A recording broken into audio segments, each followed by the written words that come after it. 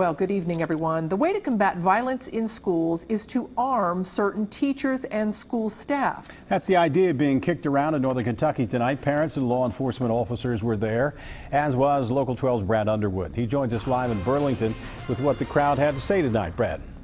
Well, good evening, Rob. You know, mixed reaction here tonight, as you would expect on a topic like this. A lot of passionate opinions. That in the crowd, there seem to be more folks in favor of supporting something like this plan than the other side of the program is the creation of the Boone County Sheriff and the Boone County Constable. And they've only given this presentation to one school board, and that was in Pendleton County, the Pendleton School Board. But tonight, several different law enforcement agencies as well as school personnel sat inside the library to listen to this plan about arming teachers to not only protect themselves but the students in the event of an active shooter.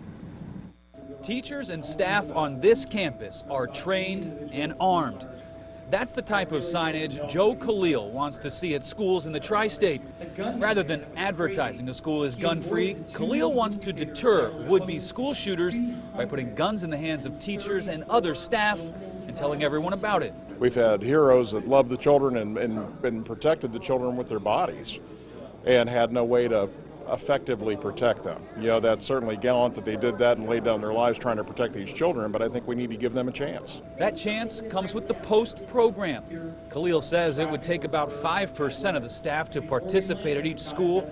They would be volunteers. They would be trained, pass extensive background checks, and have a concealed carry license.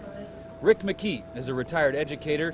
MCKEE says if he was leading a school today, he would adopt the program. We need to have people that are willing to stop the slaughter of our kids, and that's what it is. But not everyone is convinced this is the right way to prevent future school shootings.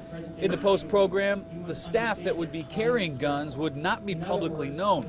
Retired teacher EVELYN Lewis says the kids would figure it out. I would give any high school, the kids, less than a week to find anybody who had a gun. They would figure it out. There's no doubt in my mind. Lewis also thinks there's a better way to protect. She wants more officers in the schools and keep the guns out of the hands of teachers. And it's a kid. A kid is stupid. They do stupid things. But you gotta love them. But they do stupid things, and they make you click on the wrong day, and you pull the gun, and that's not what you signed up for.